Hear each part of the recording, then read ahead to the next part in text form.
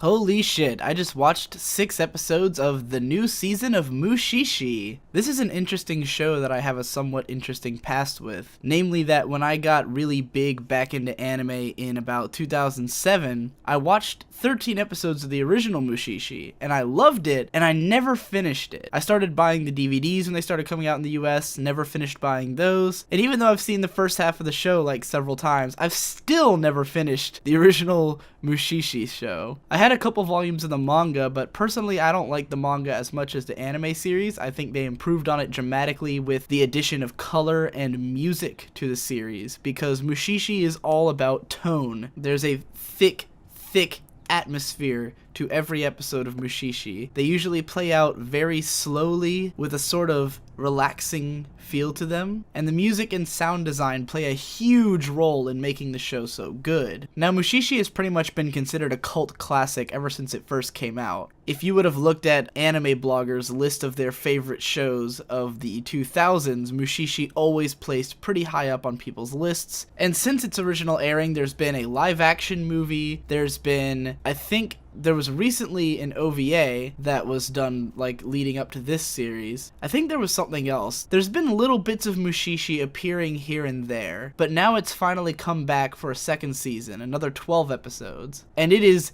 exactly the way it was left like 8 years ago. It looks the same, sounds the same, it's the same show.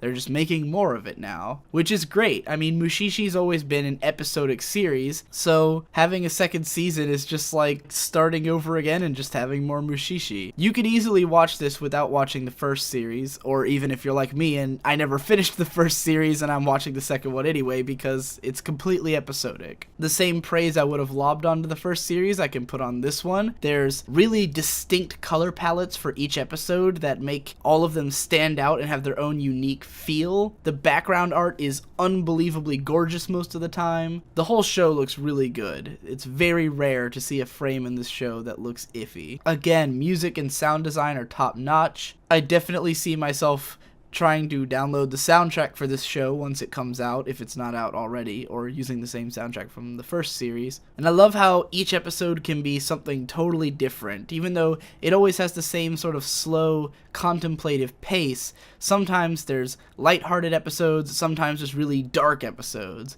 Episode 6, for instance, is probably one of the darkest episodes of the show yet, where Ginko actually takes, like, real action on the plotline, which is rare. Sometimes he's just a silent observer, sometimes he takes a proactive approach, sometimes he's more in focus, sometimes other characters are.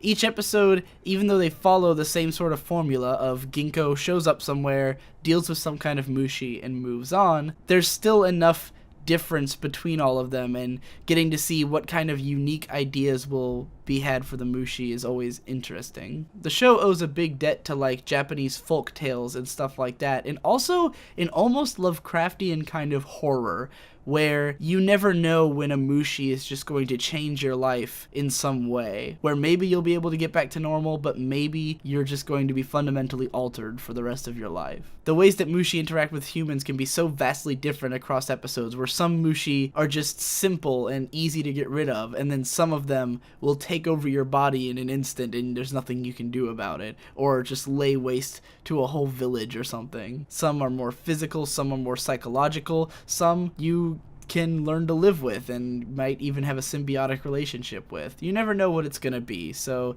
the show always keeps you on your toes, even though you kinda know what to expect. I think it's damn solid all the way through. I'm probably gonna still feel the same way about it at the end. I don't know if I'll talk about any individual episodes of this show because I don't think there's much to say about them. It's always gonna be the same thing. The tone was really nice. The mushi were really interesting.